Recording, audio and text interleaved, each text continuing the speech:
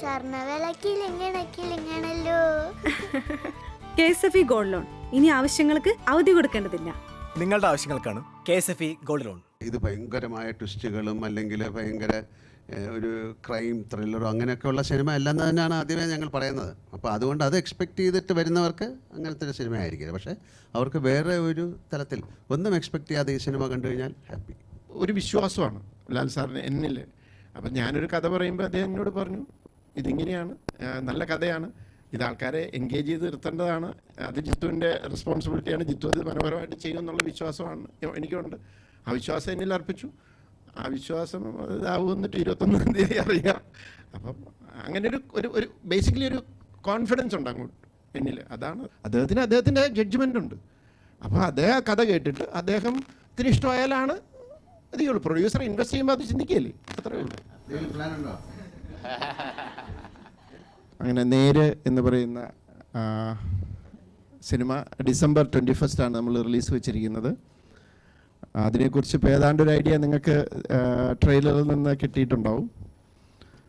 ട്രെയിലറിൽ കണ്ടതൊക്കെ തന്നെയാണ് ആ സിനിമ, അതിനകത്ത് പറഞ്ഞിരിക്കുന്നതൊക്കെ തന്നെയാണ് സിനിമ. പിന്നെ ഫർദർ എന്തെങ്കിലും ഒക്കെ നിങ്ങൾക്ക് ചോദിക്കാനുണ്ടെങ്കിൽ ചോദിക്കാം, അതിനുള്ള ഉത്തരം നൽകാനാണ് ഞങ്ങളിവിടെ വന്നിരിക്കുന്നത്. ദയവ് ചെയ്ത് നേരെന്ന് പറയുന്ന സിനിമയെക്കുറിച്ച് ചോദിക്കുക, കാരണം നമുക്ക് കുറച്ച് സമയമുള്ളൂ. ഇനിയും ഒത്തിരി പേർക്ക് നമുക്കിതുപോലെ ഇൻ്റർവ്യൂകൾ കൊടുക്കാനുണ്ട്. സോ ആ സിനിമയെക്കുറിച്ചുള്ള ചോദ്യങ്ങൾ മാത്രം ചോദിക്കുക. Thank you.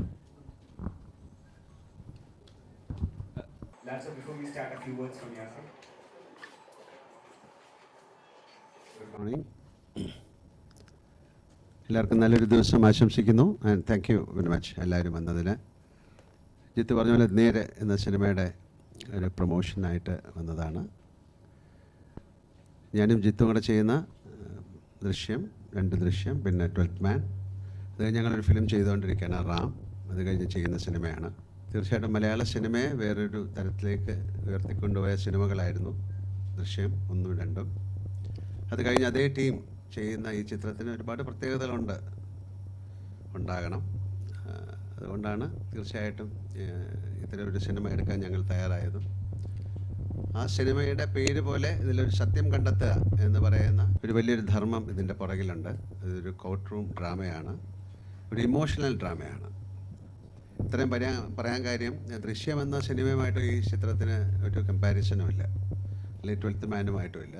എനിക്ക് തോന്നുന്നു ജിത്തു ചെയ്യുന്ന ഒരു ഡിഫറെൻറ്റ് ഷോണറിലുള്ള സിനിമയാണിത്. ഒരു കോർട്ട് റൂം ഡ്രാമ. ഏതാണ്ട് നമുക്കൊരു 60% അല്ലെങ്കിൽ 75% എങ്ങനെയാണ് ഒരു കോർട്ട് റൂം പ്രവർത്തിക്കുന്നതെന്നുള്ള അത്രയും വളരെയധികം സൂക്ഷ്മമായി പഠിച്ചതിന് ശേഷം ചെയ്തൊരു സിനിമയാണ്. അതുകൊണ്ട് തന്നെ തീർച്ചയായിട്ടും അതിന് ഒരുപാട് പ്രത്യേകതകളുണ്ട്. സാധാരണ സിനിമയിൽ കാണുന്ന കോർട്ട് റൂം പോലെ ആയിരിക്കില്ല.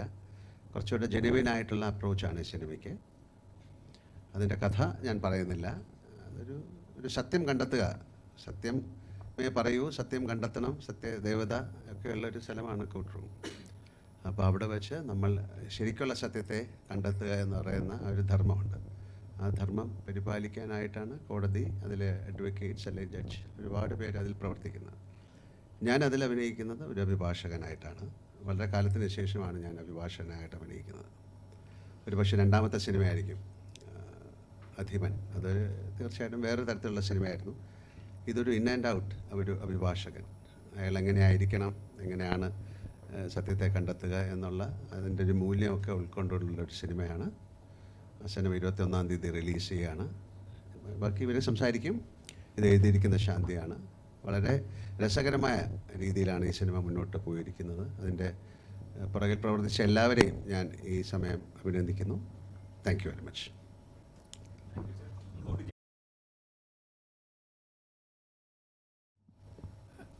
ജിത്തു സൂചിപ്പിച്ച പോലെ ഇത് സസ്പെൻസും ട്വിസ്റ്റുമുള്ള ഒരു സിനിമ ആയിരിക്കില്ല. ഇത് സത്യസന്ധമായിട്ടുള്ള, നേര് എന്ന പേര് സൂചിപ്പിക്കുന്ന പോലെ സത്യസന്ധമായിട്ടുള്ള ഒരു ഇമോഷണൽ കോർട്ട് റൂം ഡ്രാമയാണ്. ഇമോഷൻസ് ഉണ്ടാവും, ധാരാളം ഉണ്ടാവും.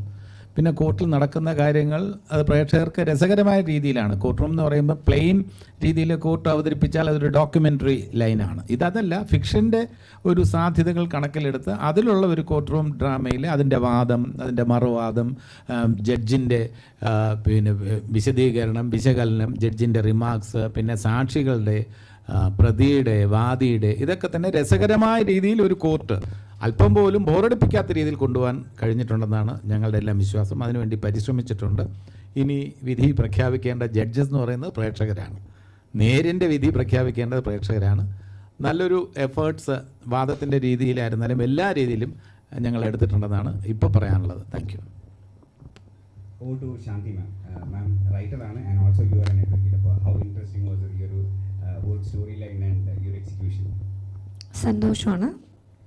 പിന്നെ ജിത്തു സാറും ലാലേട്ടനും ജഗദീഷ് ചേട്ടനൊക്കെ പറഞ്ഞ പോലെ നേര് എന്ന് പറയുന്നത് ടാഗ് ലൈൻ സൂചിപ്പിക്കുന്ന പോലെ തന്നെ സീക്കിംഗ് ജസ്റ്റിസ്, ആഡ് ഓൺ ആയിട്ട് സത്യം തെളിയിക്കുകയാണ്. സത്യം കണ്ടെത്തുന്ന സത്യം തെളിയിക്കണം. സത്യം അറിഞ്ഞിട്ടും എന്തുകൊണ്ട് എന്നുള്ളൊരു ചോദ്യമുണ്ട് സൊസൈറ്റിക്ക്. അപ്പോൾ അതിനുള്ളൊരു ചെറിയ ഉത്തരം കൂടിയായിരിക്കും. പിന്നെ ഒരു ഇമോഷണൽ ഡ്രാമയാണ് നേര്. നല്ലൊരു സിനിമയായിരിക്കും. ക്രിസ്മസിന് പ്രേക്ഷകർക്ക് നേര് എത്തിക്കാൻ പറ്റുന്നത് വളരെ യാദൃച്ഛികമായെങ്കിലും വളരെ സന്തോഷം വരട്ടിക്കുന്നു. ഞങ്ങൾ we are all eagerly waiting. ഒരു കംപ്ലീറ്റ്ലി ഡിഫറെൻറ്റ് ക്യാരക്ടർ ചേഞ്ച് ആണെന്ന് തോന്നുന്നു എനിക്ക് from what you have done before. അപ്പോൾ എങ്ങനെയുണ്ടായിരുന്നു യുവർ എക്സ്പീരിയൻസ്? ഇപ്പോൾ പറഞ്ഞ പോലെ തന്നെ ഞാൻ ഇതുവരെ ചെയ്യാത്ത ക്യാരക്ടറൊന്നും ഭയങ്കര ഡിഫറെൻ്റ് ആയിട്ടുള്ളൊരു ക്യാരക്ടറാണ് നേരിനകത്ത്. അപ്പം എനിക്ക് ചെയ്യാനും ഞാൻ ഭയങ്കര എക്സൈറ്റഡ് ആയിട്ടുള്ള, എനിക്ക് ആസ് എൻ ആർട്ടിസ്റ്റ് ഒരുപാട് പെർഫോം ചെയ്യാൻ സ്പേസിലൊരു ക്യാരക്ടറായിരുന്നു. പിന്നെ ഇത്രയും വലിയ സീനിയറായിട്ടുള്ള ആൾക്കാരുടെ കൂടെ വർക്ക് ചെയ്യുക, അവരുടെ കൂടെ സ്ക്രീൻ ഷെയർ ചെയ്യുക. ഇപ്പം ലാൽ സാറിൻ്റെ കൂടെ ആണെങ്കിലും ജഗദീഷ് ചേട്ടൻ്റെ കൂടെ ആണെങ്കിലും സിദ്ദിഖിക്കയുടെ കൂടെ ആണെങ്കിലും പിന്നെ ജിത്തു സാർ, അവരുടെ കൂടെയൊക്കെ ഒരു എക്സ്പീരിയൻസ്, ഒരു വർക്കിംഗ് എക്സ്പീരിയൻസ് ഭയങ്കര അടിപൊളിയായിരുന്നു. അപ്പം 21st ഇത് എല്ലാവരും പറഞ്ഞ പോലെ തന്നെ ഒരിക്കലും ഒരു ട്വിസ്റ്റോ ഒരു സസ്പെൻസോ അങ്ങനെയൊന്നും ഇല്ലാത്ത, പക്ഷേ അറ്റ് ദ സെയിം ടൈം ഒരു കോർട്ട് റൂം ഡ്രാമയാണ്. ഭയങ്കര ഇമോഷണൽ ആയിട്ടുള്ള ഒരു 80% കോർട്ടിൽ നടക്കുന്ന ഒരു സിനിമയാണ്, എൻ്റർടൈൻമെൻ്റ് ആയിട്ടുള്ള ഒരു സിനിമയാണ് നേര്. സോ ഭയങ്കര എക്സൈറ്റഡ് ആണ് 21st തിയേറ്ററിൽ കാണാൻ വേണ്ടിയിട്ട്. എല്ലാവരുടെ റെസ്പോൺസ് അറിയാൻ വേണ്ടി ഭയങ്കര എക്സൈറ്റഡ് ആണ്.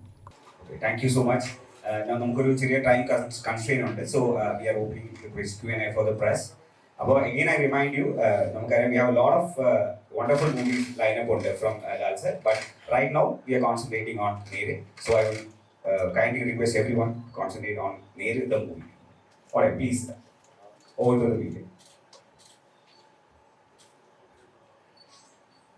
ലാലേട്ടൻ എന്നൊരു പെർഫോമർ അടയാളപ്പെടുത്തുന്ന ഒരു ചിത്രമായി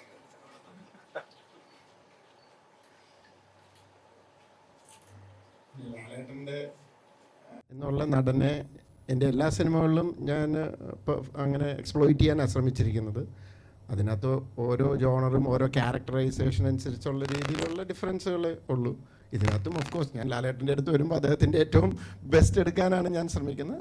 പിന്നെ എനിക്കൊന്ന് അടുത്ത് ചെയ്ത ലാലേട്ടൻ ചെയ്ത ചില പാറ്റേണിൽ നിന്ന് കുറച്ച് ഡിഫറെൻ്റ് ആണ്, ഞാൻ ചെയ്ത പാറ്റേണിൽ നിന്ന് ഡിഫറെൻ്റ് ആണ്. ദാറ്റ് മേക്സ് നേർ totally different from our combination.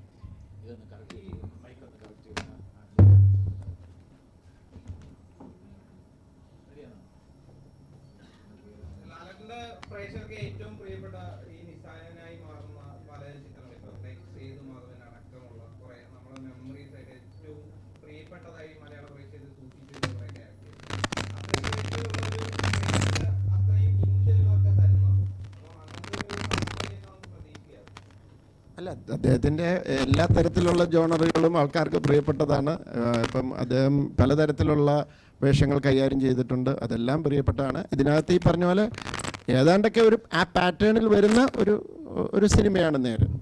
അത് നിങ്ങൾക്ക് ട്രെയിലറിൽ കണ്ടത് തന്നെയാണത്. അതിൽ നിന്ന് ഹൈഡ് ചെയ്തോ അങ്ങനെ ഒന്നുമില്ല. അതാണ് ആ സിനിമ, അതാണ് ആ ക്യാരക്ടറൈസേഷൻ.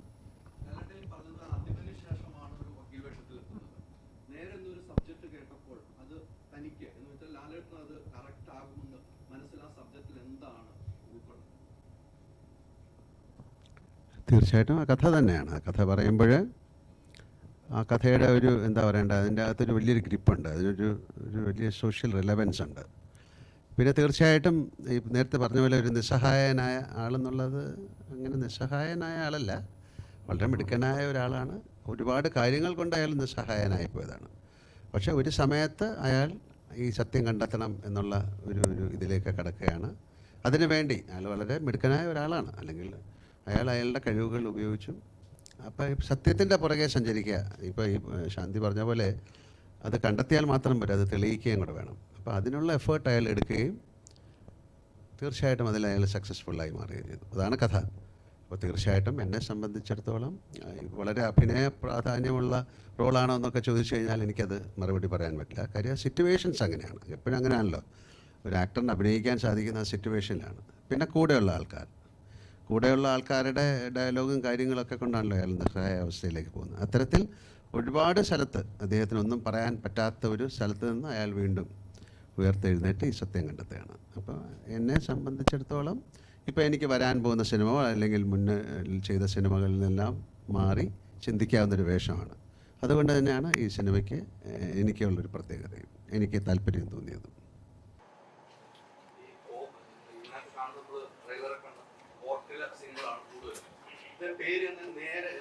നേരായ വഴിക്ക് നയിക്കുന്ന ആ നയത്തിൽ കൂടെ കേസുകൾ തെളിയിക്കാം എന്നൊരു അഭിഭാഷകനായിട്ട് തന്നെയാണ് കണ്ടിട്ട് പറഞ്ഞാൽ പോരെ. അങ്ങനെയാണല്ലോ. അതുകൊണ്ടാണ് നേരെ നിട്ടിരിക്കുന്നത് ട്രൂത്ത്. അതൊരു ജസ്റ്റിസ് കണ്ടെത്തുക. ഞാനത് നേരത്തെ പറഞ്ഞ പോലെ തീർച്ചയായിട്ടും എപ്പോഴും അങ്ങനെയല്ലേ, ഒരാൾ ഒരു സിനിമയിൽ അഭിനയിക്കുമ്പോൾ അതിൻ്റെ ക്ലൈമാക്സ് എന്ന് പറയുന്നത് അയാൾ സക്സസ്ഫുള്ളായി മാറുമോ ഇല്ലയോ എന്നുള്ളത് സിനിമ കണ്ടിട്ടേ പറയാൻ പറ്റുള്ളൂ. ഒരു പക്ഷേ അയാൾ ചിലപ്പം സക്സസ്ഫുള്ളായി മാറിയേക്കാം, അല്ലാതെ മാറിയേക്കാം. 21-ാം തീയതി വരെ ഒന്ന് അടങ്ങിയിരിക്കും.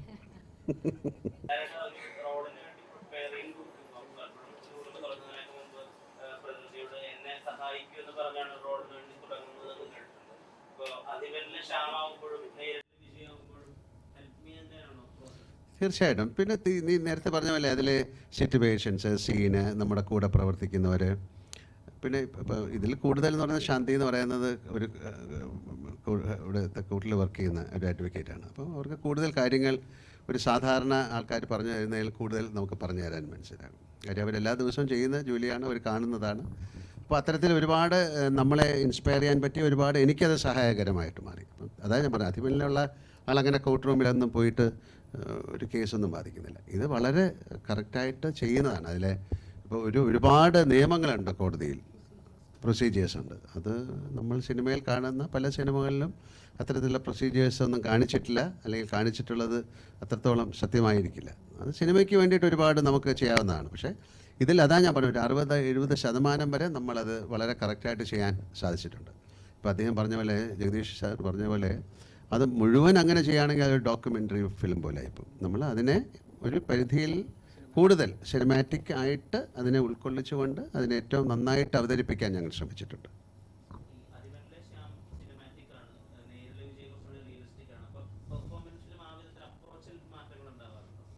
തീർച്ചയായിട്ടും ഉണ്ടാവില്ല. അയാൾ കുറച്ചുകൂടെ റിയലിസ്റ്റിക് ആയിട്ടാണ് ഈ സിനിമയിൽ ചെയ്തിരിക്കുന്നത്.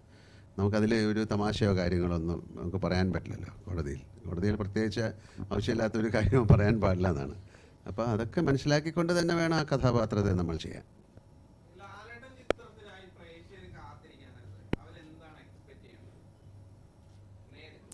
അല്ല, നമ്മൾ പറഞ്ഞ ഒരു നല്ല സിനിമയായിരിക്കാം, നമ്മൾ ഇതുവരെ ചെയ്യാത്ത, അല്ലെങ്കിൽ ഇതുവരെ ആരും ഒരു പക്ഷേ സിനിമയിൽ കൊണ്ടുവരാത്തൊരു പ്രമേയമാണ്. അപ്പോൾ അത് ആ സിനിമ കണ്ടിട്ട് വേണം തീരുമാനിക്കാൻ. ഇപ്പോൾ എക്സ്പെക്റ്റേഷൻ എന്ന് പറയുന്നത് എന്താണെന്ന് എനിക്ക് അറിഞ്ഞുകൂടാ, അല്ലേ? നിങ്ങൾ എന്താണ് എക്സ്പെക്റ്റ് ചെയ്യുന്നത്? എപ്പോഴും അങ്ങനെയാണല്ലോ, ഞാൻ ഉദ്ദേശിച്ച പോലെ ശരിയായില്ല, എന്താണ് ഉദ്ദേശം എന്നറിയാൻ പറ്റില്ല. അപ്പോൾ ഞങ്ങൾക്കൊരു സിനിമ ചെയ്യുന്ന സമയത്ത് എൻ്റെ സംവിധായകരായാലും അതിൽ അഭിനയിക്കുന്നവരായാലും എന്താണ് എക്സ്പെക്റ്റ് ചെയ്യുന്നത് ആ സിനിമ കൊണ്ട് എന്ന് നമ്മൾ വിചാരിക്കുന്ന പോലെ അല്ലല്ലോ പുറത്ത് വിചാരിക്കുന്നത്. അപ്പോൾ നേരത്തെ പറഞ്ഞ പോലെ ഇത് ഭയങ്കരമായ ട്വിസ്റ്റുകളും അല്ലെങ്കിൽ ഭയങ്കര ഒരു ക്രൈം ത്രില്ലറോ അങ്ങനെയൊക്കെയുള്ള സിനിമ അല്ലെന്ന് തന്നെയാണ് ആദ്യമേ ഞങ്ങൾ പറയുന്നത്. അപ്പോൾ അതുകൊണ്ട് അത് എക്സ്പെക്റ്റ് ചെയ്തിട്ട് വരുന്നവർക്ക് അങ്ങനത്തെ ഒരു സിനിമ ആയിരിക്കില്ല. പക്ഷേ അവർക്ക് വേറെ ഒരു തലത്തിൽ ഒന്നും എക്സ്പെക്റ്റ് ചെയ്യാതെ ഈ സിനിമ കണ്ടു കഴിഞ്ഞാൽ ഹാപ്പി.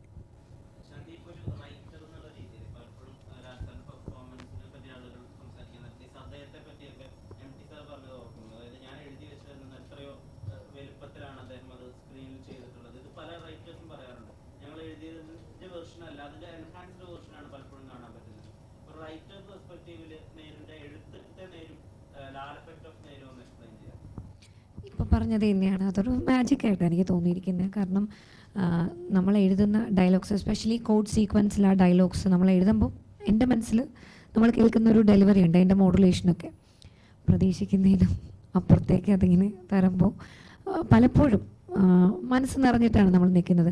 പിന്നെ ചിലപ്പോൾ ചില ഡയലോഗ്സൊക്കെ ഞങ്ങൾ സ്പോട്ടിലാണ് മാറ്റുന്നത്. അപ്പോൾ ചിലപ്പോൾ ഏട്ടൻ ഒരെണ്ണമായിരിക്കും നോക്കിയിട്ട് ചിലപ്പോൾ വന്നത്, പെട്ടെന്ന് ആ പേപ്പർ മാറ്റിയിട്ട് ഞാൻ ഓടിപ്പോയി ഇതാണ് ഇതേതാ ഇതല്ലല്ലോ എന്ത് കുട്ടിയാണ് ഇങ്ങനെ മാറ്റുന്നു എന്നൊക്കെ പറഞ്ഞിട്ട്. പക്ഷെ അപ്പോഴും ഒരു ലേമൻ ലാംഗ്വേജ് അല്ല അവിടെയാണ് നോക്കേണ്ടത്. ഇപ്പം നമ്മൾ സ്ഥിരമായി ഉപയോഗിക്കുന്ന വാക്കുകളോ കോണ്ടെക്സ്റ്റ്, ഇപ്പം ഞാൻ വക്കീലാണ്, എന്നോടിപ്പോൾ ഒരു മെഡിക്കൽ ടേംസ് കുറേ പറയുമ്പോഴേക്കും എനിക്ക് ആ ഫ്ലോയിൽ പറയാൻ ബുദ്ധിമുട്ടായിരിക്കും. അവിടെയാണ് ലാലേട്ടൻ എന്ന് പറയുന്ന ഒരു ആക്ടർ, ഒരു മനുഷ്യൻ, അദ്ദേഹത്തിന് എപ്പോഴും എനിക്കൊരു അത്ഭുതമായിട്ട് തോന്നുന്നത്.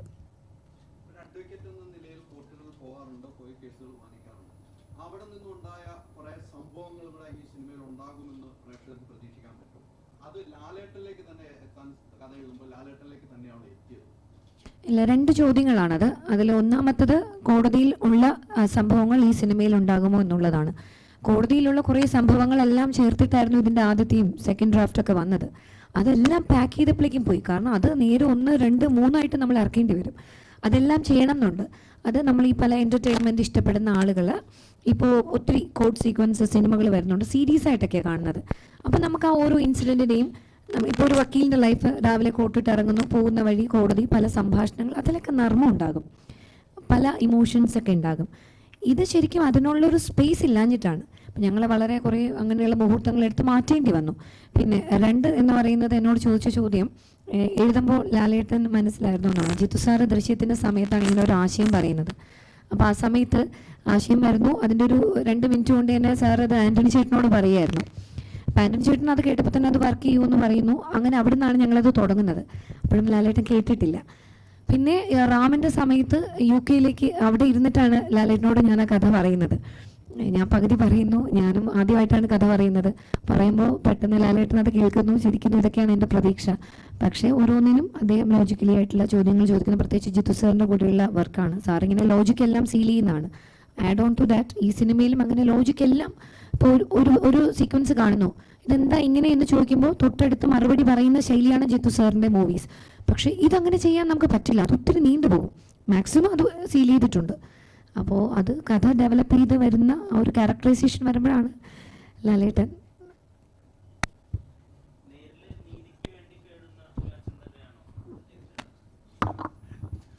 ഇതിപ്പോൾ എൻ്റെ അച്ഛൻ സീസണാണ്. അതിൽ മാക്സിമം വെറൈറ്റി ഒരു ക്യാരക്ടർ തരാൻ ജിത്തുവും ശാന്തിയും ശ്രമിച്ചിട്ടുണ്ട്. മാക്സിമം എഫേർട്സ് ഞാൻ എടുത്തിട്ടുണ്ട്. ഞാൻ ഈ റോള് വളരെയധികം എൻജോയ് ചെയ്തു. ഇതിൻ്റെ കോർട്ട് സാധാരണഗതിയിൽ എൻ്റെ ഷോട്ട് അല്ലാത്തപ്പോഴും ഞാൻ ഈ പിന്നെ സീനിൽ അവിടെ വരും, ലാലിൻ്റെയൊക്കെ വാദം കേൾക്കാനൊക്കെ. അപ്പം എന്നെ കണ്ടോളം ജിത്തു പറഞ്ഞു, അയ്യോ ചേട്ടൻ ഇപ്പോഴില്ല. ഞാൻ പറഞ്ഞു അത് സാരമില്ല, ഞാൻ അവിടെ മാറി നിന്ന് കണ്ടോളാം എന്ന് പറഞ്ഞു. അപ്പം ഞാനൊരു പ്രേക്ഷകൻ എന്ന നിലയിൽ ഈ കോർട്ട് ജിത്തു ഷൂട്ട് ചെയ്യുന്ന രീതി, ലാല് ഓരോന്നും ഡെലിവറി ചെയ്യുന്ന രീതി, അതൊക്കെ നോക്കി കാണുകയായിരുന്നു ഞാൻ. അപ്പോൾ ഒരു പ്രേക്ഷകൻ എന്ന രീതിയിൽ ഞാൻ നോക്കി കാണുമ്പോൾ അത് തന്നെ വളരെ രസകരമായിട്ട് എനിക്ക് തോന്നി. അപ്പോൾ അത് റോ ആയിട്ട് കാണുകയാണ്. അതിനകത്ത് മ്യൂസിക് ഇല്ല, അതിനകത്ത് പിന്നെ ഷോട്ട് മുറിച്ചെടുക്കുകയാണ്. ഇത് സിനിമയായിട്ട് കാണുമ്പോൾ എനിക്ക് കിട്ടിയതിൻ്റെ ഇമ്പാക്റ്റിൻ്റെ എത്രയോ ഇരട്ടിയായിരിക്കും തിയേറ്ററിലെ പ്രേക്ഷകർക്ക് കിട്ടാൻ പോകുന്നതെന്ന് ഞാനപ്പോൾ കാൽക്കുലേറ്റ് ചെയ്തു. അപ്പോൾ അതുകൊണ്ട് ഈ അച്ഛൻ എന്ന് പറയുന്ന ക്യാരക്ടറിലോട്ട് വരുമ്പോൾ അതിന് വേറൊരു ഷെയ്ഡാണ്. സാധാരണ ഇപ്പോൾ കണ്ടിട്ടുള്ള ഈ ഫാലിമിയിലെ ഒരു കലിപ്പൻ അച്ഛനിൽ നിന്നും വളരെ ഡിഫറെൻ്റ് ആയിട്ടുള്ളൊരു അച്ഛനാണിതിൽ. അതിൽ സന്തോഷമുണ്ട്.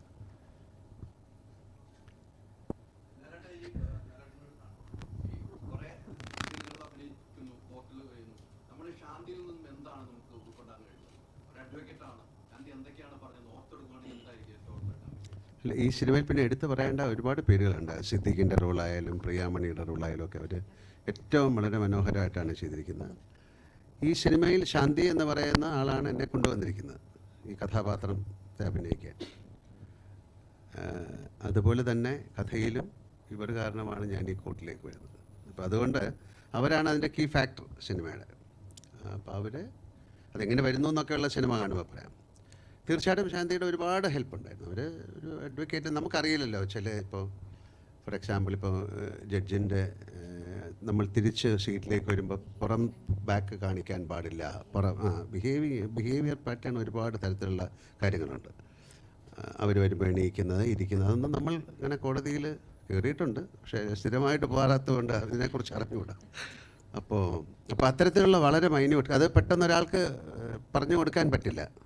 ഇപ്പം ഇങ്ങനെ ക്രോസ് ചെയ്യാൻ പാടില്ല, അല്ലെങ്കിൽ അദ്ദേഹത്തിന് ഇങ്ങനെ പറയുമ്പോൾ ഇങ്ങനെ കുനിയണം, ഒരുപാട് കാര്യങ്ങൾ ചെയ്യുന്ന അങ്ങനെ ഒരുപാട് കാര്യങ്ങളുണ്ട്. അപ്പോൾ അത്തരത്തിൽ ഒരുപാട് സഹായം എനിക്ക് മാത്രമല്ല സിദ്ദിഖിനായാലും. കാര്യം ഒരു പുതിയ ഇത് റിയലിസ്റ്റിക്കായിട്ട് മാക്സിമം നന്നായിട്ട് ചെയ്യണം എന്നുള്ളതുകൊണ്ടാണ്.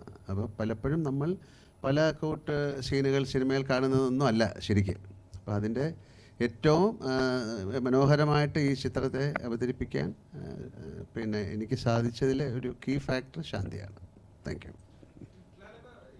നമുക്കറിയാം ജിത്തു ജോസഫുമായിട്ട് തന്നെ മലയാളത്തിലെ ഒരു ചിത്രം റീച്ച് ആവുന്നതിൽ ഏറ്റവും അധികം റീച്ച് ആയ ദൃശ്യമടക്കം നമ്മൾ ശ്രദ്ധിച്ചതാണ്. അപ്പൊ അതിൻ്റെ അകത്ത് ട്രീറ്റ്മെന്റിലും കഥയിലും സ്ക്രിപ്റ്റിന്റെ ഓരോ ഇതിൻ്റെ അകത്ത് പോലും വ്യത്യസ്തത കീപ്പ് ചെയ്തു. അപ്പൊ ഈ ചിത്രത്തിന്റെ ട്രീറ്റ്മെന്റിലാണോ സ്റ്റോറിയിലാണോ ലാലിനെ എക്സൈറ്റഡ് ആയത്? ട്രീറ്റ്മെൻ്റ് എന്ന് പറയുന്നത് ഇതിന് ഒരുപാട് ലിമിറ്റേഷൻ ഉണ്ട്. ഒരു കോർട്ട് റൂം ഡ്രാമയ്ക്ക് അതിൻ്റെ അകത്തിൽ നിന്ന് ഒരു ഓരോ സിനിമ എടുക്കേണ്ട രീതിയുണ്ട്. അപ്പോൾ ഈ സിനിമയിൽ ഭയങ്കരമായ ട്രീറ്റ്മെൻറ്റ്, ഭയങ്കര അങ്ങോട്ടും ഇങ്ങോട്ടും അങ്ങനെയൊന്നും കാണിക്കാൻ പറ്റില്ല. ഇതൊരു സ്റ്റോറി ടെല്ലിങ്ങാണ്, ഒരു കഥയാണ്, അതിലെ ഇൻസിഡൻസ് ആണ്. അത്തരത്തിൽ കഥയ്ക്ക് വളരെയധികം പ്രാധാന്യമുണ്ട്, അതിലെ ഓരോ ഇൻസിഡൻറ്റിനും പ്രാധാന്യമുണ്ട്, അതെങ്ങനെ കണ്ടുപിടിക്കുന്നു എന്നുള്ളതിനൊക്കെ പ്രാധാന്യമുണ്ട്. അപ്പോൾ ട്രീറ്റ്മെൻറ്റ് എന്നുള്ളത് തീർച്ചയായിട്ടും അതിൻ്റെ മേക്കിങ്ങും വളരെ രസകരമായിട്ടാണ്. പിന്നെ ഒരു റൂമിൻ്റെ അകത്ത് നിന്നുകൊണ്ട് ആൾക്കാർക്ക് മുഷിപ്പിക്കാത്ത തരത്തിൽ ആ ഫിലിം ഉണ്ടാക്കുക എന്ന് പറയുന്നത് നല്ല പ്രയാസമുള്ള കാര്യമാണ്. അപ്പോൾ അത്തരത്തിൽ അതിനെ വളരെ എന്താ പറയേണ്ടത്, ഏറ്റവും മനോഹരമായിട്ട് അതിനെ കൈകാര്യം ചെയ്തു എന്നാണ് ഞാൻ ഡബ് ചെയ്തപ്പോൾ മനസ്സിലായത്. അങ്ങനെ സംഭവിക്കട്ടെ എന്ന് പ്രാർത്ഥിക്കുന്നു. ഒരു സിനിമയുടെ ടൈറ്റിൽ ഡിസൈൻ ശരിക്കും കൂടുതലും ആ സിനിമയുടെ കഥയായിട്ട് ബന്ധപ്പെട്ടതായിരിക്കും ഡിസൈൻ ടൈറ്റിൽ. ശരിക്കും ഇത് നോക്കിയാണെങ്കിൽ ബുക്ക് തുറന്നു വയ്ക്കുന്നു, പെട്ടെന്ന് നമുക്ക് കാണുമ്പോൾ ആ ബുക്കിന്റെ ഉള്ളിൽ ആ പേരിന്റെ ഡിസൈൻ ചിലപ്പോൾ കാഴ്ച പരിമിതത്തിലുള്ള ബ്രെയിൻ ലീവ് പോലെ നമുക്ക് ഫീൽ ചെയ്തേക്കാം. ചിലപ്പോൾ തെറ്റായിരിക്കാം, ഒരു പക്ഷേ സിനിമ ഇറങ്ങിയതിന് ശേഷമുള്ള ബ്രില്യൻസ് ആയിട്ട് വരാനുള്ള ഡിസൈൻ ആയിരിക്കും.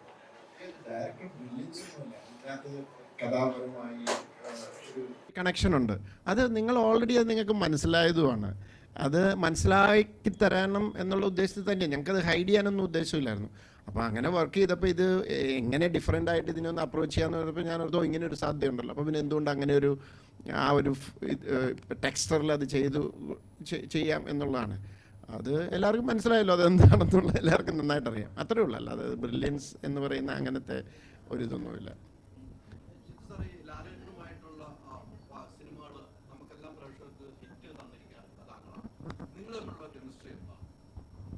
ഞങ്ങൾ തമ്മിലുള്ള കെമിസ്ട്രിയോ എനിക്കറിയില്ല. ഞാൻ ലാൽ സാറിൻ്റെ അടുത്ത് ആദ്യം പോയി ദൃശ്യത്തിൻ്റെ ഒരു കഥ പറഞ്ഞു, അദ്ദേഹത്തിന് ഇഷ്ടപ്പെട്ടു. ഇപ്പോൾ ഈയിടെ ഇപ്പം കുറച്ച് മുമ്പ് ഒരാൾ എന്നോട് ചോദിച്ചു, ഈ ലാൽ സാറുമായിട്ട് ഇങ്ങനെ വീണ്ടും വീണ്ടും സിനിമകൾ ചെയ്യുന്നു, എന്താണ് അതിന് നിങ്ങൾ തമ്മിലുള്ള ആ റിലേഷൻ എന്താ? ഞാൻ പറഞ്ഞു, ഞാൻ കൊടുക്കുന്ന കഥ ഇഷ്ടപ്പെടുന്നു അതുകൊണ്ട് ചെയ്യുന്നു. ഞാനിപ്പോൾ ഒരു കഥ ചെയ്യുമ്പോൾ അദ്ദേഹത്തിന് ഇഷ്ടപ്പെട്ടില്ല, അദ്ദേഹം ചെയ്യില്ല, അത്രേ ഉള്ളൂ. It's very simple. അപ്പോൾ പക്ഷേ നമ്മൾ കുറച്ചാളിങ്ങനെ വർക്ക് ചെയ്ത് കഴിയുമ്പോൾ 2-3 പടം വർക്ക് ചെയ്യുമ്പോൾ നമുക്ക് മനസ്സിലാവും. ഇപ്പം ലാൽ സാർ അത് ചെയ്യുമ്പോൾ ഓക്കെ ഇതാണ് അത് ഉദ്ദേശിച്ചതെന്ന് മനസ്സിലാവും, ഞാൻ എന്താണ് ഉദ്ദേശിക്കുന്നത് മനസ്സിലാവും.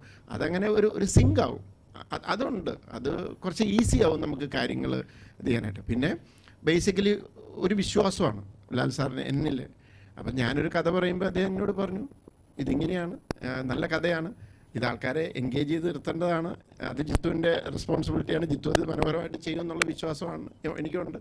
ആ വിശ്വാസം എന്നിൽ അർപ്പിച്ചു. ആ വിശ്വാസം ഇതാവുന്നിട്ട് 21-ാം തീയതി അറിയാം. അപ്പം അങ്ങനെ ഒരു ബേസിക്കലി ഒരു കോൺഫിഡൻസ് ഉണ്ട് അങ്ങോട്ട് എന്നിൽ, അതാണ് അത് ഒരു ഇത്.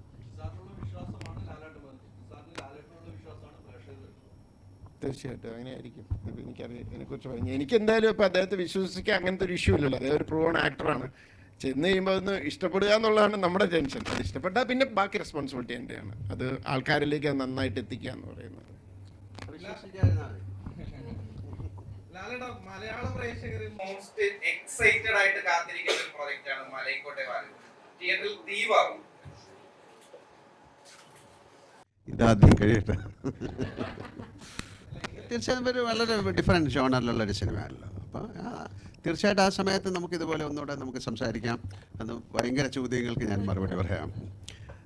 നല്ല എല്ലാ സിനിമയും നമ്മൾ തുടങ്ങുമ്പോൾ നേരത്തെ പല പ്രാവശ്യം ഞാൻ പറഞ്ഞിട്ടുള്ളതുപോലെ എല്ലാ സിനിമയും തുടങ്ങുമ്പോൾ ഇത് ഏറ്റവും വലിയ സിനിമയായി മാറണേ എന്ന പ്രാർത്ഥനയോടുകൂടിയാണ് അതിലെല്ലാവരും വർക്ക് ചെയ്യുന്നത്. പിന്നെ ഓരോ സിനിമയ്ക്ക് ഓരോ ജാതകമുണ്ട്, അതങ്ങനെ മാറിപ്പോകുന്നു. അല്ലാതെ അതിൽ തീർച്ചയായിട്ടും നിങ്ങൾക്ക് തോന്നിയ ഒരു വികാരം ആ സിനിമയിലുണ്ടെങ്കിൽ അതാണ് എക്സ്പെക്റ്റേഷൻ എന്ന് പറയുന്നത്. അത് ആ സിനിമ കണ്ടിട്ടേ പറയാൻ പറ്റുള്ളൂ. നമുക്ക് കിട്ടിയിരിക്കുന്ന ജോലി ചെയ്യുന്നു, നമ്മുടെ കൂടെ ഉള്ളവരുടെ കൂടെ സഞ്ചരിക്കുന്നു. പിന്നെ അത് പുറത്തിറങ്ങി കഴിയുമ്പോഴാണല്ലോ ഞാൻ വിചാരിച്ച പോലെ പറ്റിയില്ല, എന്താണ് വിചാരിച്ചതെന്ന് ഞങ്ങൾക്ക് അറിയാനും പറ്റില്ല. അപ്പോൾ അതൊരു വലിയൊരു എന്താ പറയേണ്ട ഇതൊരു സീക്രട്ട് റെസിപ്പിയാണ് സിനിമ എന്ന് പറയുന്നത്. അതുകൊണ്ട് തീ പാറട്ടെ. തീർച്ചയായിട്ടും.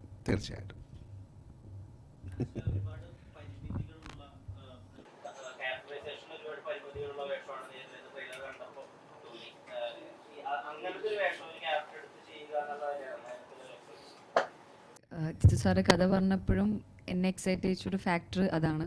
അപ്പം ട്രെയിലർ കണ്ട ആൾക്കാർക്ക് മനസ്സിലായത് തന്നെ ആയിരിക്കണം. അപ്പം അങ്ങനൊരു ക്യാരക്ടറിൻ്റെ മെൻ്റൽ സ്പേസിൽ നിന്ന് അത് പെർഫോം ചെയ്യുക എന്നുള്ളത് എനിക്ക് വലിയൊരു ചാലഞ്ച് തന്നെയായിരുന്നു. മുന്നേ ചെയ്യാത്തൊരു ക്യാരക്ടർ ആയതുകൊണ്ടും എൻ്റെ എനിക്കൊരു ടാസ്ക് എന്ന് വെച്ചാൽ അതിൻ്റെ ആ ഒരു ക്യാരക്ടറിൻ്റെ മെൻ്റൽ സ്പേസിൽ നിൽക്കുക എന്നുള്ളത് തന്നെയായിരുന്നു. അത് എനിക്ക് മൊത്തത്തിൽ പടം കഴിഞ്ഞപ്പോഴും എൻ്റെ ആക്ടിങ്ങിൽ ഞാൻ ഭയങ്കര സാറ്റിസ്ഫൈഡ് ആയിരുന്നു. മൊത്തത്തിൽ കഴിഞ്ഞപ്പോഴും ഇപ്പോൾ ഡബ്ബ് കഴിഞ്ഞപ്പോഴായാലും ഞാൻ ആസ് ആൻ ആക്ടർ എൻ്റെ പെർഫോമൻസിൽ ഞാൻ ഭയങ്കര സാറ്റിസ്ഫൈഡ് ആയിരുന്നു.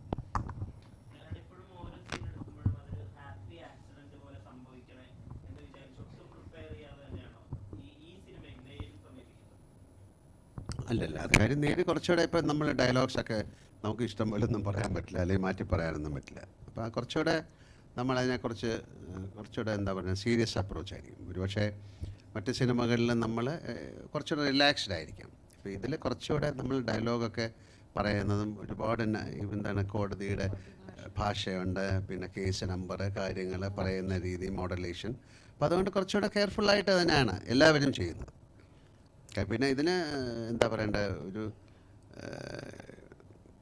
വേറെ രീതിയിൽ ഇതിനെ പ്രസൻറ്റ് ചെയ്യാൻ പറ്റാത്തതുകൊണ്ട് ഇതിനൊരു നിയമമുണ്ടല്ലോ കോടതിയിൽ. അപ്പോൾ അതിൽ ഉൾക്കൊണ്ട് അതിൻ്റെ ഉള്ളിൽ നിന്നുകൊണ്ടേ ഈ കഥാപാത്രത്തെ അവതരിപ്പിക്കാൻ പറ്റുള്ളൂ. നമുക്കിഷ്ടം പോലെ ചെയ്യാൻ പറ്റില്ല. ഒരു ക്യാരക്ടറിന് നമുക്ക് അതിൻ്റെ ആ ക്യാരക്ടറിൽ നിന്നുകൊണ്ടേ ചെയ്യാൻ പറ്റുള്ളൂ. അങ്ങനെ അത്തരത്തിലാണ് ഈ സിനിമ ചെയ്തിരിക്കുന്നത്. ഇപ്പോൾ എന്താ പറഞ്ഞാൽ ഇപ്പം നേരത്തെ പറഞ്ഞ ജഗദീഷിൻ്റെ ഏറ്റവും നല്ലൊരു റോളാണ്. അപ്പോൾ ഈ കുട്ടിയുടെയും ആയാലും വളരെ നന്നായിട്ടാണ് ഞാൻ ഡബ് ചെയ്തപ്പോഴൊക്കെ ആ കുട്ടി ചെയ്തിരിക്കുന്നത്. അതൊരു വളരെയധികം ബോൾഡായിട്ടുള്ളൊരു പെൺകുട്ടിയുടെ റെപ്രസെൻറ്റേഷനാണ്. നമ്മൾ ആ സിനിമയിൽ അത് പറയുകയും ചെയ്യുന്നുണ്ട്. ഏറ്റവും കൂടുതൽ നിസ്സഹായനായ ഒരു അച്ഛനായിട്ടാണ് ജഗദീഷ് ചെയ്തിരിക്കുന്നത്. അതൊക്കെ വളരെ എന്താ പറയണ്ടത്, നമുക്ക് ഒരു പക്ഷേ വളരെയധികം എന്താ പറയണ്ടത് സങ്കടം തോന്നുന്ന ഒരു സിനിമയായിരിക്കും നേരെ.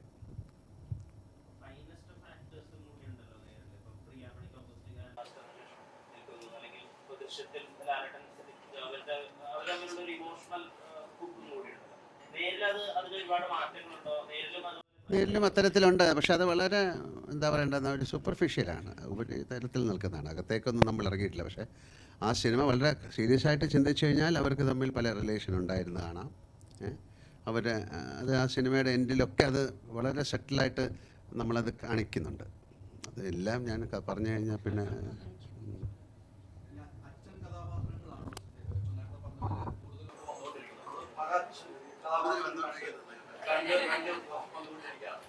നമ്മുടെ മനസ്സിൽ ആൾക്ക് ഫീൽ ചെയ്യുന്ന സബ്ജക്റ്റായിരിക്കും കഥ അച്ഛനാണെന്നാണ് ഇപ്പോൾ ലാലേട്ടൻ പറഞ്ഞത്. നമ്മള് മറ്റ് ആളുകളെ കൊട്ടാരം കൊണ്ടുവരാൻ അച്ഛൻ അല്ലെങ്കിൽ നമ്മുടെ കുടുംബത്തിലുള്ള അച്ഛൻ അത്തരം ഒരു ഫീല് ഈ അച്ഛനിൽ നിന്നും ഈ സിനിമയുടെ കഥ ആദ്യം ജിത്തു എൻ്റെ അടുത്ത് വിളിച്ച് പറയുമ്പോൾ തന്നെ എനിക്കൊരുള്ള ഒരു സന്തോഷം എന്ന് പറഞ്ഞാൽ, ഒന്ന് ജിത്തു മോഹൻലാൽ കോമ്പിനേഷൻ, പിന്നെ ആശീർവാദ് സിനിമാസ് എന്ന് പറയുമ്പോൾ ആൻ്റണി പെരുമ്പാവൂർ കമേഴ്സ്യൽ ആംഗിളിൽ ചിന്തിക്കുന്ന ഒരു പ്രൊഡ്യൂസറാണ്. മോഹൻലാൽ എന്ന സ്റ്റാറിനെയും ആക്ടറിനെയും ഒരേപോലെ പ്രേക്ഷകരിലേക്ക് എത്തിക്കണമെന്ന് താല്പര്യമുള്ള ആളാണ് ആൻ്റണി. ജിത്തുവിനാണെങ്കിൽ ഡിഫറൻസ് കൊണ്ടുവരണം. അപ്പോൾ ജിത്തു ഇതിനകത്ത് എല്ലാ ക്യാരക്ടേഴ്സിലും ഡിഫറൻസ് കൊണ്ടുവന്നിട്ടുണ്ട്. അത് ശാന്തിയും കൂടെ ചേർന്നിട്ടാണ് എല്ലാ ക്യാരക്ടേഴ്സിലും. അത് ഞാൻ പറയാം, ധൈര്യമായിട്ട് പറയാം. എൻ്റെ ക്യാരക്ടർ മാത്രമല്ല, ഈ അച്ഛൻ ഇതുവരെ കണ്ടിട്ടുള്ള ഒരു അച്ഛനല്ല. ഈ അച്ഛൻ്റെ ഷെയ്ഡ്സ് ക്യാരക്ടർ എന്താണെന്നുള്ളത് എനിക്ക് പറയാൻ പറ്റില്ല. സ്റ്റോറിയിൽ കുറേ കാര്യങ്ങൾ റിവീൽ ചെയ്യാനുണ്ട്. ആ റിവീൽ ചെയ്യുന്നതെന്ന് പറയുന്നത് സസ്പെൻസ് ഒന്നുമല്ല, അത് ആദ്യമേ പറഞ്ഞു പോകുന്ന കാര്യങ്ങളാണ്. അവിടെയുള്ള ഇമോഷൻസ്, പിന്നെ ഇതിൽ ഓരോ ആക്ടറും ഇപ്പോൾ ലാൽ പറഞ്ഞതുപോലെ എന്നെക്കുറിച്ച് ലാൽ പറഞ്ഞു. ലാലിനെക്കുറിച്ച് എനിക്ക് പറയാനുള്ളത്, ഇതിനകത്ത് കോർട്ടിൽ വാദിക്കുന്ന ലാലല്ല, വേറെ നിമിഷങ്ങളിൽ ലാലിൻ്റെ എക്സ്പ്രഷൻസ് മാത്രമാണ്. പലപ്പോഴും കോർട്ടിൽ എത്രത്തോളം വാദിക്കുന്നോ ആ കോർട്ടിന് പുറത്ത് എക്സ്പ്രഷൻസ് കൊണ്ടാണ് സീനിനെ നിർത്തിയിട്ടുള്ളത്. അത് നിങ്ങൾക്ക് കാണുമ്പോൾ മനസ്സിലാവും. ഓരോ സീനിലും. അപ്പോൾ സൂക്ഷ്മമായിട്ടുള്ള കണ്ണുകൾ അഭിനയിക്കേണ്ട ചില സീനുകൾ ഇതിനകത്തുണ്ട്. അത് കോർട്ടിലുമുണ്ട്. ചില റിയാക്ഷൻസ് ഒക്കെ വളരെ ഇമ്പോർട്ടൻ്റ് ആണ്. അപ്പോൾ നമ്മൾ കണ്ടുകൊണ്ടിരിക്കുമ്പോൾ നമുക്ക് തന്നെ ഫീൽ ചെയ്തിട്ടുണ്ട്. അത് പിന്നെ ലാലിനോട് നേരിട്ട് ജിത്തു അപ്രീഷിയേറ്റ് ചെയ്യും, നമ്മുടെ അടുത്ത് പറഞ്ഞിട്ടുണ്ട്, ഗംഭീരമായിട്ടുണ്ടെന്നുള്ള രീതിയിൽ നമ്മുടെ അടുത്ത് പറഞ്ഞിട്ടുണ്ട്. അപ്പോൾ നമുക്ക് തോന്നിയിട്ടുണ്ട്. അപ്പോൾ എല്ലാ ആക്ടേഴ്സിനും, അതിപ്പോൾ ലാൽ ആയിക്കോട്ടെ, അനശ്വര ആയിക്കോട്ടെ, സിദ്ദിഖിൻ്റെ ആയിക്കോട്ടെ, പ്രിയാമണിയും ലാലും തമ്മിലുള്ള പ്രതിവാദങ്ങളൊക്കെ ഉണ്ട്. അതൊക്കെ ഒരു രസമായിരിക്കും. ഇതുവരെ വന്നിട്ടുള്ള രീതിയിലല്ല. പലപ്പോഴും അങ്ങനെ ആർഗ്യുമെൻറ്റ്സ് ഏത് സാഹചര്യത്തിൽ ആ ക്യാരക്ടർ വരുന്നു എന്നുള്ളതാണ് അവിടെ പുതുമ. അവിടെ സസ്പെൻസ് ഒന്നുമില്ല, പക്ഷേ ഏത് സാഹചര്യത്തിൽ പ്രിയാമണി അവിടെ വാദിക്കാൻ വരുന്നു എന്നുള്ളത് കഥയിലെ ഒരു പുതുമയാണ്. ട്വിസ്റ്റെന്ന് ഞാൻ പറയുന്നില്ല, അതൊരു പുതുമയാണ്. അപ്പോൾ അങ്ങനെ ഓരോ ആക്ടേഴ്സിനും ഇമോട്ട് ചെയ്യാൻ പറ്റിയ സന്ദർഭങ്ങൾ ഇതിനകത്ത് ഒരുക്കിയിട്ടുണ്ട്. അതുകൊണ്ട് എനിക്ക് ലാലിനൊക്കെ ക്രെഡിറ്റ് കിട്ടുന്നുണ്ടെങ്കിൽ അതിനകത്ത് ഏറ്റവും വലിയ കോൺട്രിബ്യൂട്ടിംഗ് ഫാക്ടർ എന്ന് പറഞ്ഞാൽ ജിത്തുവിൻ്റെയും ശാന്തിയുടെയും കോൺട്രിബ്യൂഷനും ഇൻവോൾവ്മെൻറ്റുമാണ്.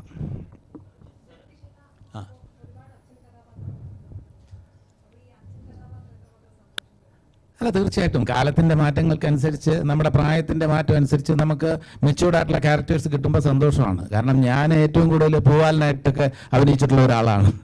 മനസ്സിലായില്ലേ?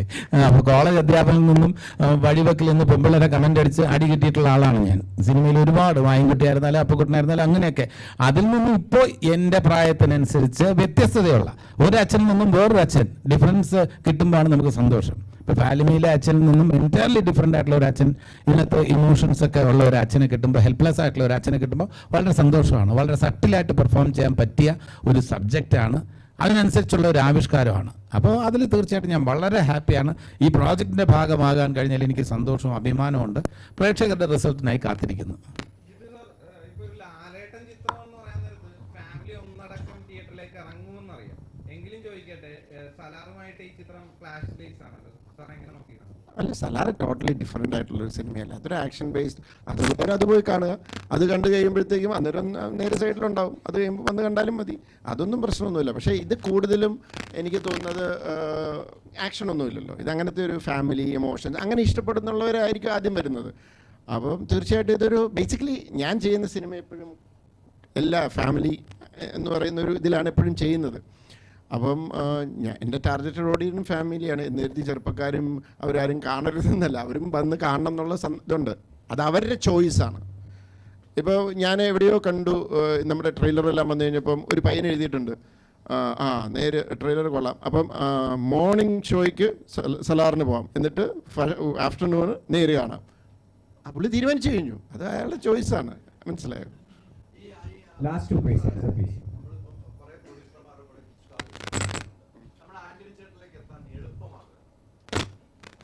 അദ്ദേഹത്തിൻ്റെ ഒന്ന് നമ്പർ വിളിച്ചു നോക്കുക, കിട്ടിയില്ലെങ്കിൽ അദ്ദേഹത്തിൻ്റെ ഓഫീസിൽ ചെന്ന് നോക്കുക. അതാണ് എനിക്ക് തോന്നുന്നത് എളുപ്പമാർഗം.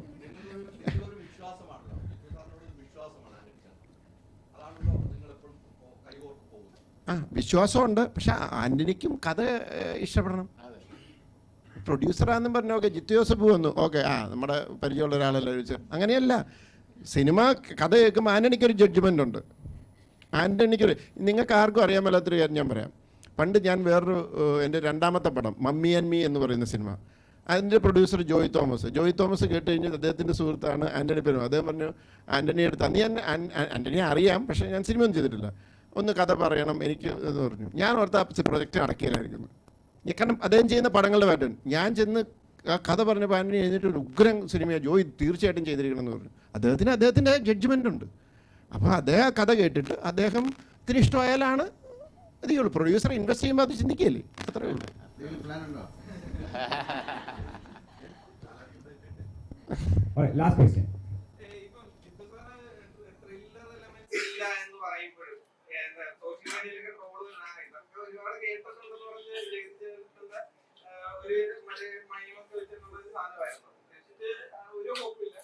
ദൃശ്യം ചെയ്തപ്പോൾ ഞാനതിനെ ഒരു ഫാമിലി ഡ്രാമ പോലെ ഞാനത് എൻ്റെ മനസ്സിലായില്ല. കാരണം രണ്ട് ഫാമിലി തമ്മിലുള്ള ഒരു മത്സരമാണ്.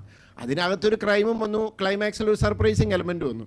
എൻ്റെ ഒരു അബദ്ധത്തിനും ഒരു പേടി കൊണ്ടാണ്, ടെൻഷൻ കൊണ്ടാണ് ഈ 2 ഇറങ്ങിയ സമയത്ത് ഞാനിങ്ങനെ അറിയാതെ കയറി പറഞ്ഞു പോയി. ഇതിനകത്ത് അങ്ങനെ വലിയ ട്വിസ്റ്റൊന്നും ഇല്ലാതെ, കാരണം ടെൻഷൻ കൊണ്ട് പറഞ്ഞതാണ്. അത് കഴിഞ്ഞ് പിന്നെ ഞാൻ പറയുന്ന ആരും വിശ്വസിക്കണമില്ല. പക്ഷേ ഇത് കാരണം വെച്ച് കഴിഞ്ഞാൽ ഇത് ഞാൻ വളരെ ഇതായിട്ട് എക്സ്പ്ലെയിൻ ചെയ്യാം. ക്രൈമുണ്ട് ഇതിനകത്ത്. ഇതുവരെ ഞാൻ ചെയ്യുന്ന സിനിമയിലൊക്കെ ഒരു ക്രൈം നടക്കുന്നു, നടന്നു കഴിയുമ്പോൾ എവിടെയോ ഒളിച്ചിരിക്കുന്ന ഒരു കൾപ്രിറ്റ് അയാളെ അന്വേഷിച്ച് കണ്ടുപിടിക്കുന്നു. അങ്ങനെയൊക്കെ ഒരു പാറ്റേൺ. ആ സെക്ഷനാണ് ഞാൻ ഇത്രയും നാൾ നോക്കിയത്. ഇത് അവിടെയും ആ ക്രൈം കണ്ടുപിടിച്ച് കഴിഞ്ഞൊരു കോടതി ഉണ്ടായിരുന്നു. ഞാൻ അങ്ങോട്ട് പോയിട്ടില്ല. ഇവിടെ ഒരു ക്രൈം നടക്കുന്നു, 5 മിനിറ്റ് നിങ്ങൾക്ക് മനസ്സിലായി ആരാ ചെയ്തത്, എന്താണ് ക്രൈം, എല്ലാം മനസ്സിലായി. അവിടുന്ന് അതെടുത്ത് ഞങ്ങൾ കോടതിയിലേക്ക് പ്ലേസ് ചെയ്യുന്നു. കോടതിയിൽ എന്താണ് നടക്കുന്നത്, ഈ ഒരു കോടതിയിൽ ഒരു കേസ് ചെല്ലുമ്പോൾ ഏതൊക്കെ പ്രോസിക്യൂഷനും ഡിഫൻസും തമ്മിൽ എന്തൊക്കെ രീതിയിൽ കളികൾ നടക്കാം. അപ്പം ഞാൻ ഇതിനകത്ത് ഒത്തിരി നമുക്ക് അറിയാൻ മേലാത്ത പ്രൊസീജിയേഴ്സ് ഉണ്ട്. ഇതിനകത്ത് എത്ര പേരുണ്ട് കോടതിയുടെ പ്രൊസീജിയേഴ്സ് അറിയാവുന്നവർ? അപ്പം നിങ്ങൾ ചെന്നിരിക്കുമ്പോൾ ഞാൻ ആഗ്രഹിക്കുന്നത് 100% അല്ലെങ്കിലും കോടതി പോകാത്തവർക്ക് ഇങ്ങനെയാണല്ലേ കോടതിയിൽ, ഇങ്ങനെയൊക്കെ പറയാം, ഇങ്ങനെയൊന്നും പറയാൻ പാടില്ല, ഇങ്ങനെയാണ്. ഇപ്പം നമ്മളൊരു കൊണ്ടുവരുമ്പോൾ ചുമ്മാ കൊണ്ടുപോയി ഒരു സാധനം കൊടുക്കാൻ പറ്റില്ല, അതിന് പെറ്റീഷൻ ഇട്ട് അങ്ങനെ ഇതെല്ലാം ഞാൻ ശാന്തിയെ കൊണ്ട് അത് എഴുതിച്ചു. അതാ ശാന്തി പറഞ്ഞു എഴുതിയതെല്ലാം കണ്ടപ്പോൾ ഞാൻ പേടിച്ചു പോയി. എന്നിട്ട് നമുക്ക് ഇതിനകത്ത് ഇമ്പോർട്ടൻ്റ് ആയിട്ടുള്ള എടുക്കാം, എന്നിട്ട് എല്ലാം ചെറുതായിട്ട് മെൻഷൻ ചെയ്ത് കണക്ട് ചെയ്ത് വിഷ്വലി ഇത് ചെയ്ത്. ജസ്റ്റ് ഒരു എക്സാമ്പിൾ പറയാം. ഒരു ഷോട്ടിലുണ്ട് ജഡ്ജി ഇങ്ങനെ ചെയ്യാൻ നേരത്ത് അവിടെ ഒരു കലണ്ടർ, അപ്പോൾ ശാന്തി അവിടെ ഒരു കലണ്ടർ ഉണ്ടാവും. അടുത്ത പോസ്റ്റിങ്ങിന് മുമ്പ് പുള്ളി കലണ്ടറിലേക്ക് ഒന്ന് നോക്കും. അങ്ങനെ അങ്ങനെ അങ്ങനെ അങ്ങനെ കൊച്ചു സാധനങ്ങളുണ്ട്. ഇതെല്ലാം നമ്മൾ പറ്റുന്ന പോലെ അതിനകത്ത് ഇൻകോർപ്പറേറ്റ് ചെയ്ത് അതിൻ്റെ ഒരു ആംബിയൻസ് കൊണ്ടുവന്നിട്ടുണ്ട്. ഇപ്പോൾ പറഞ്ഞ പോലെ സാറിനോട് പറഞ്ഞപ്പോഴാണ് ഞാൻ മനസ്സിലായത് ഇങ്ങനെ നടക്കാവുള്ളൂ, പുറം തീരരുത്. അന്നേരം ഞാനും കേൾക്കുന്നത് അതൊന്നും ഞങ്ങളും ഈ ഡിസ്കഷനിൽ ഉണ്ടായിട്ടില്ല. അപ്പം ഒരു കോടതി എക്സ്പീരിയൻസ്, ഒരു റിയൽ കോടതി എന്ന് ഞാൻ 100% അല്ല, ഒരു 60-70%. അതുകൊണ്ട് തന്നെ ഇതൊരു ഫുൾ ടൈം ഇതാണ്.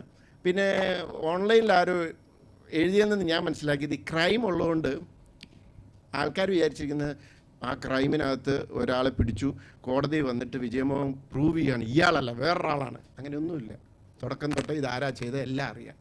കോടതിയിൽ എന്തൊക്കെ നടക്കുന്നു അത് മാത്രമേ ഉള്ളൂ. Thank you all so much.